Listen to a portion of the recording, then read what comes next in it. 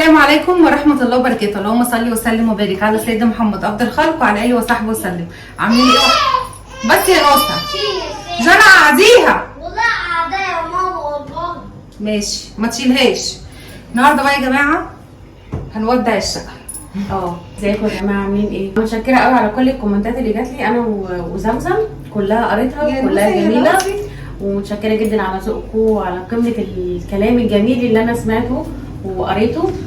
ربنا يا رب يبارك لكم في صحتكم وفي ولادكم. النهارده بقى خلاص هبتدي افضي الشقه عشان صاحب الشقه خلاص المده بتاعتي خلصت، وربنا كرمني الحمد لله في شقه ثانيه اكبر من دي اكبر من دي بس حلوه قوي وحلوه. المشكله ان هي يعني الشقه اللي خدتها في نفس الشارع، هي حتى في دور اعلى من ده، يعني حتى الشمس هتخش لها اكتر. الشقه حلاوتها ان هي كلها ما شاء الله، يعني هتشوفوها واسعه اوسع من دي بكتير وكلها نهار.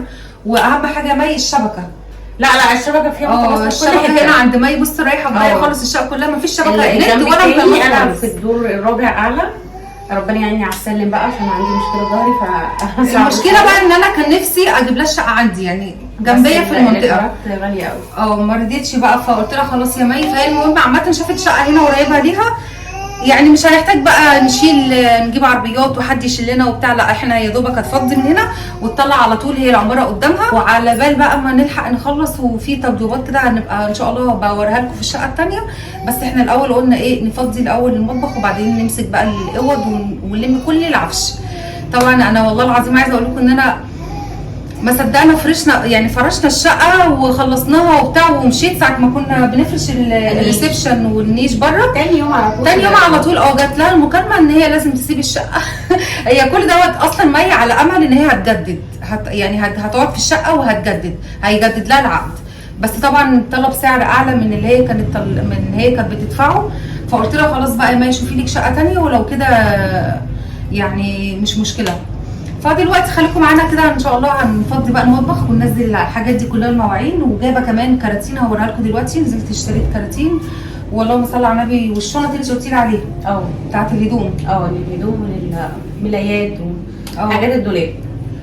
التوضيب ده يا جماعه والنقل، عايزه اقول لكم بصوا حاجه كده صعب جدا. ده انا لسه يعني بريح من ساعه شروق ما نقلت ابتديتها. كانت مي معايا في النقل وكانت صراحه بتشيل معايا وخطوه في خطوه والنقل صعب ومش عارفه ايه.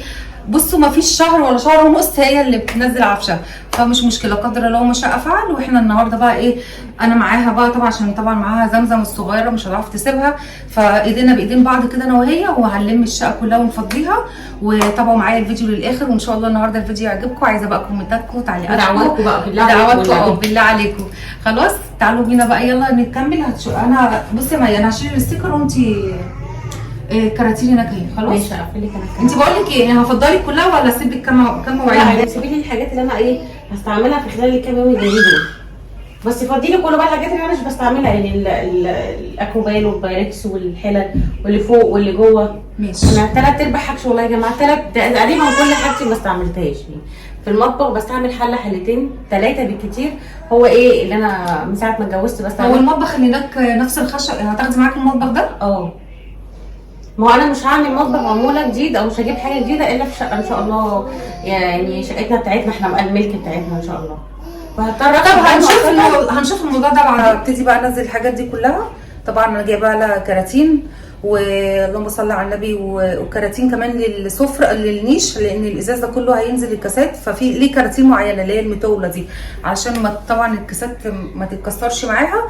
واصلا عايزه اقول لكم النقله يعني مش هنحتاج بقى عربيه وناس تشيل وتروح منطقه ثانيه او مكان يعني ابعد. لا العماره اللي هي واخداها اللي فيها الشقه في وشها على طول.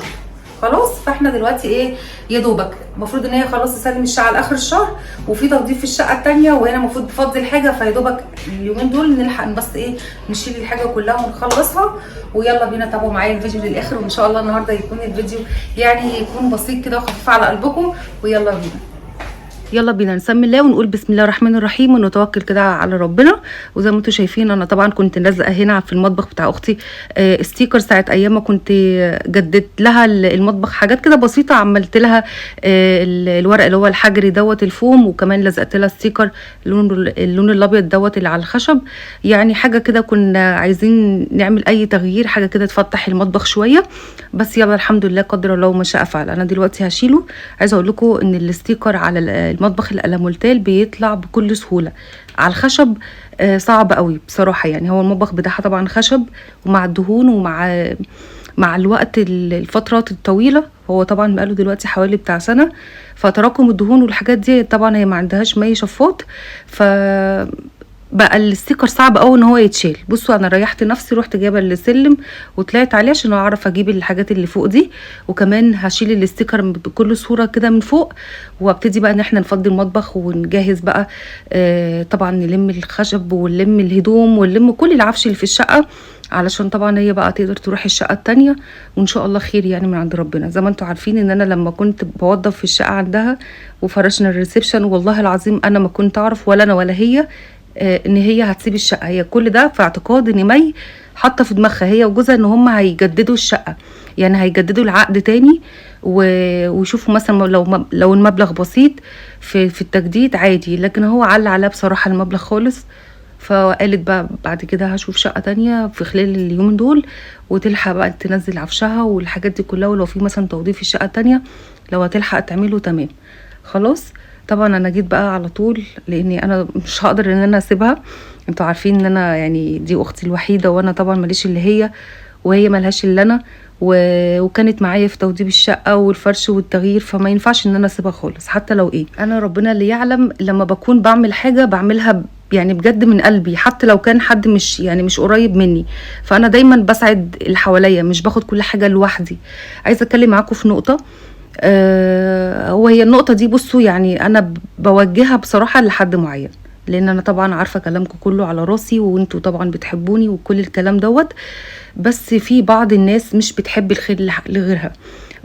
بمعنى انك انت شايفة واحدة ناجحة، شايفة واحدة فرحانة مبسوطة بتجدد في شقتها بتعمل حاجات، الحاجة دي حطوا تحت منها كذا خط، ان انا ما بعملش حاجه لوحدي. يعني بمعنى ان انا لما بكون ربنا بيراضيني وبيسعدني وبيديني على قد تعبي ومجهودي، طبعا انا شغاله في القناه دي وده شغلي وانتوا عارفين وكل الكلام ده. انا لما ربنا بيكرمني في حاجه بحب اراضي كل اللي حواليا، بحب اسعد كل اللي حواليا. وطبعا انا مش بحب ان انا اتكلم في الكلام ده، لكن انا بعد يعني الناس حابه ان انا يسمعوا الحته دي، علشان بس ايه اريح كده ضميري وابقى حاسه ان انا مش جايه على حد. فربنا اللي يعلم ان انا عمري ما جيت على حد. انا لو بالفعل جيت على حد فانا جيت على نفسي، ولو اذيت حد فانا ما باذيش الا نفسي. فالحمد لله ان انا يعني عارفه نفسي كويس، وربنا حاططني في مكانه وفي حته انا الحمد لله راضيه بيها وفرحانه وسعيده ومبسوطه. فبلاش نكره الخير لغيرنا. يعني بعد حد كده انا مش عايزه اذكره، هو لا يتذكر اصلا، ولا مفروض ان انا ما اتكلمش في حاجه زي كده، ولا ياخد مكان في جزء الفيديو بتاعي ولو ثانيه بسيطه. بس انا كنت حابه ان انا اوضح لكم وجهه نظري. انتوا طبعا عارفين ان انا لما بشارك معاكم الفيديو بتاعي في شقتي او في شقتي التانية اللي انا القديمه، سواء الجديده او اي تغيير او اي حاجه انا بعملها، برضو بحب اشارك معاكم لحظات الفرح، اللحظات السعيده اللي انا بقدمها لاهلي او لاهل جوزي او لاي حد انا بحبه قريب مني. انا ربنا اللي يعلم، انا طول ما ربنا يا رب دايما كده يديني اكتر واكتر واقدر اساعد اللي حواليا. عايزه اقول لكم يا جماعه، انانيه ومن الكراهيه ان انت تحبي الخير لغيرك، انك انت تاخدي كل حاجه على حساب نفسك وتنسي اهلك، تنسي حبايبك، تنسي الناس اللي وقفوا جنبك، وتمشي كده في يعني زي القطر كده زي ما بيقول. فانا لا، انا الحمد لله مش من الناس دي. انا بحب ان انا لو ربنا كرمني هساعد اهلي، لو ربنا كرمني دايما يا رب كده اساعد كل اللي حواليا. انت ايه اللي مزعلك في حاجه زي كده؟ انا لما بعمل حاجه كويسه وبصور عند امي وعند اختي وعند حماتي وعند الناس القريبين مني، انا مش بصور كشغل وبس، انا بصور طاقه ايجابيه، بصور تشجيع، بصور حماس. ان مش دايما انك انت كل حاجه ليك انت وبس، لا، زي ما انت بتفرحي انا عايزه افرح امي، انا عايزه افرح اختي، عايزه افرح مش عارفه مين لا، ده مش تكبر، دوت مش فشخره، دوت مش معايره، لا يا جماعه، ده طاقه ايجابيه. مش احسن ما اطلع اشتم في اخويا ولا اشتم في اختي ولا اشتم في امي ولا اشتم في حماتي؟ طب ما دي طاقه سلبيه، انت بتعلمي غيرك كده على العلني ان انت تمشي في طريق غلط، فما ينفعش. انا الحمد لله انا واثقه في نفسي، وواثقه طبعا في متابعيني، وعارفه ان انتوا بتحبوني، وعارفه ان انتوا دايما في ظهري في كل حاجه، وعارفه ان انتوا دايما بتستنوني بكل جديد. لو حطيت رجلي في اي مكان ببقى عارفه ان انا ورايا اخوات في ظهري، عارفين شروق بتعمل ايه، عارفين شروق هتعمل يعني هتغير المكان ده ازاي. وانا الحمد لله حابه المحتوى ده جدا، انا حابه محتوى التغيير والافكار الجديده والحاجات الحلوه. عادي ما دام انت مبسوطه وانا مبسوطه، ايه اللي هيخلينا يعني نقف؟ فانا كنت حابه بس اوجه الكلمه دي لحد معين، وهي طبعا عارفه ان هي هتسمعني. فربنا يا رب كده يعني يحمينا من كل حد عايز يأذينا، يأذي بيتنا وولادنا، ويبصلك في مالك وفي قرشك وفي ولادك وفي بيتك. خليكي في نفسك، حب كده نفسك علشان خاطر ربنا يديكي ويراضيكي زي ما انت ما بتبص على غيرك. فانا مش بحب خالص ان انا اتكلم ولا اتكلم في اي موضوع طاقة سلبية ولا اي مشكلة. انا بس حابة ان انا اقول الكلمتين دول، لان طبعا الكلمتين دول عارفه ان هم هيوصلوا ازاي وهيتفهموا ازاي، وانا حابه طبعا ان انا من خلال قناتي ومن خلال الفيديو ده ان انا اوصله ازاي. فطبعا معلش سامحوني، انا اسفه جدا لو انا بتكلم معاكم بالطريقه دي. انا مش بحب ان انا ارد بالغلط ولا احب ارد بالمثل، انا احب ارد بالفعل وبالنجاح. يعني زي ما بيقولوا كده لغه العظماء الصمت. انا ما بحبش ان انا ارد على حد ضايقني او اذاني او ضرني او جه عليا او اتكلم في غيبتي، لا انا مش بحب ان انا اواجهه خالص. ما هو لو انت هتواجهيه وتعاتبيه بنتي باقيه عليه، فانا الحمد لله مش باقيه على اي حاجه خالص من اللي انا والله العظيم مريت بيه وشفته. انتوا طبعا ما تعرفوش حاجه، عشان انا طبعا مش بتكلم في اي تفاصيل اي مشكله تخصني او اي حاجه. انا الحمد لله ما عنديش اي مشكله ولا عندي اي حاجه، بس انا كنت حابه ان انا اتكلم في النقطه دي وفي المواقف دي. عمري ما اي حد هيقدر يديني طاقه سلبيه او يجي عليا، علشان انا تعبت لحد اللي انا وصلت له النهارده، انا تعبت فيه. والحمد لله الحمد لله ربنا يرضيني يا رب اكتر واكتر، ودايما يا رب افرح نفسي وافرح كل اللي حواليا وافرح كده. بصوا اقول لكم الناس اللي ماشيه في الشارع الحمد لله انا يعني انا عارفه انا بعمل ايه، بس انا كده مرتاحه ومبسوطه ومفيش اي حاجه خالص وحشه في قلبي لحد. والله العظيم اقسم بالله انا كل اللي انا بفكر فيه يا جماعه نفسي، مش بفكر في اي حد اذاني وبفكر ان انا اضره، لا انا كل اللي بفكر فيه نفسي انا. بعمل ايه، انا همشي ازاي. اللي بيكره لي الخير انا افكر في الاحسن واحسن واحسن واحسن، عشان طبعا انت مين ولا انت مين علشان تقول حاجه زي كده، او شروق مستنيه ولا مش شروق مش مستنيه. يا ريت نخلينا كده في بعض، نخلينا كده نركز في بيتنا ونركز في ولادنا، نركز في كل حاجه كده، بدل ما تركزي على واحده، بدل ما تركزي في حد. يعني انت شوفي انت ربنا يعني عامل معاكي ليه كده، وربنا عامل معاها ليه كده.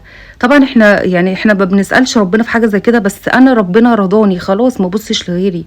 لا يعني اللي في ايدك دوت صدقيني هيروح منك، الحبه اللي فاضللك هيروحوا منك خلاص.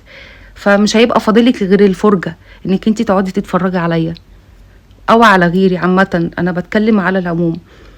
فيا رب كده يحمينا ويحمي بيوتنا ويحمي ولادنا وخلاص كده يا جماعه. انا طلعت اللي في قلبي بصراحه والحمد لله. انا طبعا حابه ان انا اشارك معاكم المواقف دي والحاجات اللي ممكن تكون بتضايقني، لان انا مش عايزه اذكر ايه اللي حصل بالتفاصيل، بس انا طبعا على ما اظن ان انا وضحت ان انا مش متكبره، وان انا كل اللي هممني نفسي والحاجه اللي بتجيلي انا شخصيا وخلاص، ما حدش ليه فيه وما حدش ياخد مني حاجه او مش من حقه ياخد مني حاجه، لا بالعكس خالص. انتوا عارفين انا واقسم بالله انا نفسي ان انا اعمل عمره، نفسي ان انا اسافر واعمل عمره. انا اول ما الحمد لله ربنا كرمني وحسيت ان انا اقدر اسافر والدنيا تمام والحمد لله معايا، والله العظيم انا فكرت في امي، قلت لا ماما ما طلعتش وكان نفسها تروح، وطبعا انا مش استخسرتها في نفسي وطلعت امي وطلعت حماتي. انا لو حد وحش انا كنت ما طلعتش حد فيهم، كنت طلعت انا، كنت بدل الفلوس دي كنت خدتها مثلا صرفتها جبت اي حاجه ليا. فلا انا مش ندمانه، انا الحاجه الحلوه اللي انا بعملها انا بحب ان انا اشاركها معاكم وانتوا كمان تتفرجوا وتشوفوا. يعني بدل الكراهيه وبدل الخناق وبدل المشاكل. انتوا اكيد طبعا فاهمين ان انا عايزه اوصل لايه. انا مش بحب اتكلم في التفاصيل دي، اقسم بالله ربنا اللي يعلم. ما بحبش اقول على حاجه انا جبتها ولا حاجه عملتها، لان انا كل حاجه بشاركها معاكم وكل حاجه بعملها معاكم وبعملها وانا عارفه انا بعملها ازاي. فيا ريت ما نجيش على بعض، يا ريت كل واحد يخليه في حاله وكل واحد يخليه في اكل عيشه ورزقه، وما نبصش لحد على اي حاجه هو بيعملها علشان ربنا طبعا يكرمنا. انا كنت اقل حاجه. انا بصوا القناه طبعا غيرتني، مش هقول لكم ما غيرتنيش، غيرتني للاحسن. انا اتغيرت للاحسن، بيتي اتغير الحمد لله بفضل الله للاحسن. فخلاص يعني انا مش عايزه حاجه غير كده، عايزه استمر في اللي انا ماشيه فيه والنجاح اللي انا ماشيه فيه. عايزه اقول لكم ان انا اول ما طلعت في القناه اتحطيت في مشاكل واتحطيت في تحديات ومحاربه وغيره وحقد وغل، بس الحمد لله الحمد لله انا عارفه نفسي. انا شفت نفسي انا فين وهم بقوا فين، فانا مبسوطه وسعيده باللي انا وصلت له والحمد لله.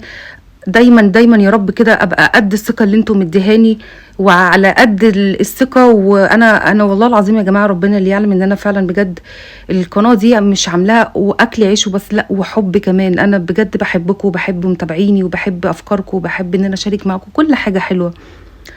فعشان كده انا يعني ربنا كرمني، انما اللي جه عليا واللي تحداني واللي يعني بقى يدمر كده في كل حاجه انا بعملها، والله العظيم ما شماتة. انا ما بشمتش في حد، بس سبحان الله ربنا وداه في حته وانا في حته تانية.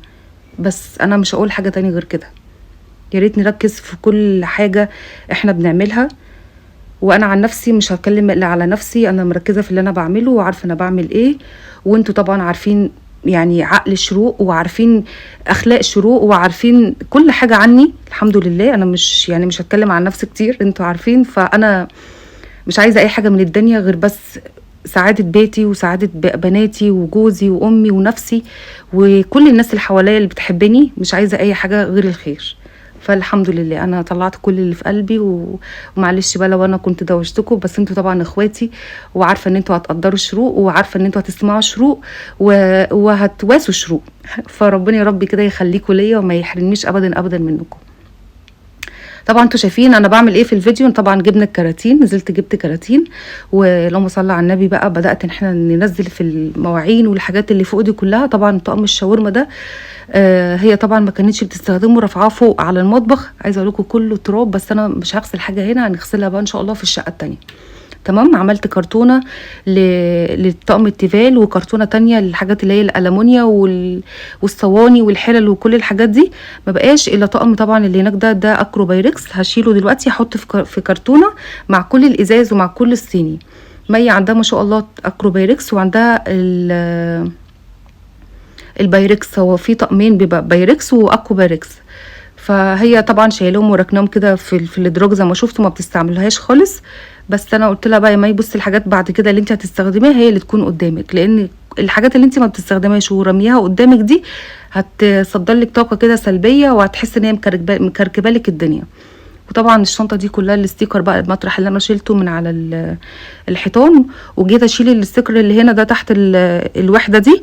قالت لي لا سيبيها خلاص بقى يا شروق، انت بس اهم حاجه يعني شيلي الحاجات دي اللي هي الفوم اللي اتبقت على السيراميك. فانا هشيلها لها شويه كده بسترس بعد ما اخلص طبعا واقفل معاكم الكاميرا عشان ايه اعيش بقى كده مع نفسي ولو مثلا هقلع الطرحه ولا حاجه عشان طبعا الجو حر قوي. خلاص طبعا هنا بقى قالت لي شيلي لي اللهم صل على النبي كام طقم كده من الحلل، يعني كام طقم ايه كام حله وكام طبق علشان ايه هي طبعا تستخدمه مع بال ما تمشي.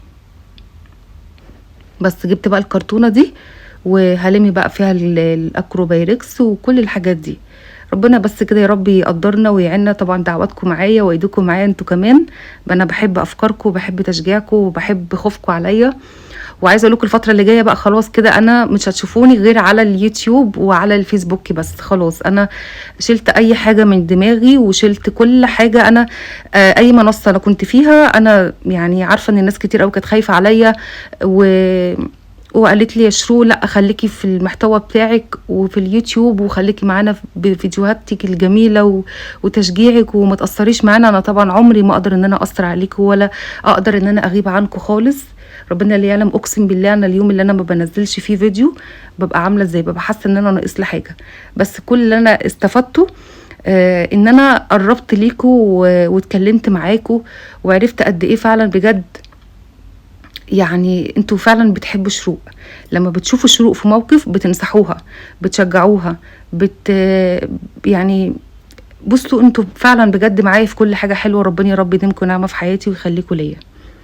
خلاص هنا بقى طبعا بعد ما شلت كل الاطقم الصيني والحاجات دي، نزلت الكام كوبايات في الرفين اللي فوق دول، وخلت لها برضو كده برضو شويه كوبايات مثلا لو عصير بيبسي شاي الحاجات دي. انا اسفه يا جماعه لو انا كنت بتكلم معاكم بطريقه يعني عصبيه شويه. انا والله العظيم انا عمري ما طلعت اتكلمت في مشكله ولا واجهت مشكله معاكم ولا حطيت نفسي في اي حاجه من دي. كل الحكايه معايا ان انا عايزه اشارك معاكم الموقف وانتوا تحكموا يعني انا اللي انا فيه ده صح ولا غلط.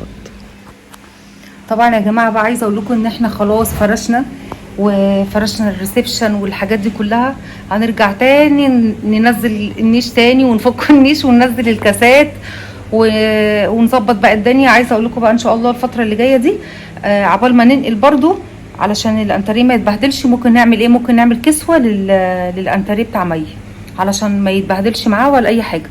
بس فهنبقى ننزل ان شاء الله الوكاله نجيب القماش وتخليها يعني تطلع المنجد. اي حد بتاع منجد ياخد بس المقاسات او هياخد يعني يشوف هياخد كام متر عشان نعرف احنا هنجيب قماش قد ايه، وننزل الوكاله نفصل القماش ونعمل لها كسوه بقى كده حلوه او كفر. لان طبعا انتوا كلكم في الكومنتات قلتوا لي يا شروق اعملي كسوه غيري يعني شكل الانتريه منه يبقى محافظ على الانتريه ومنه ان هو تغيير يعني. بس فان شاء الله الفتره اللي جايه دي او اليومين اللي جايين هبقى اخدكم معايا وننزل نشوف كده القماش ونجيب المنجد بس زي ما قلت لكم ياخد المقاسات وبس. على كده خلاص انا بقى بصوا بقى قاعده شويه كده بريح.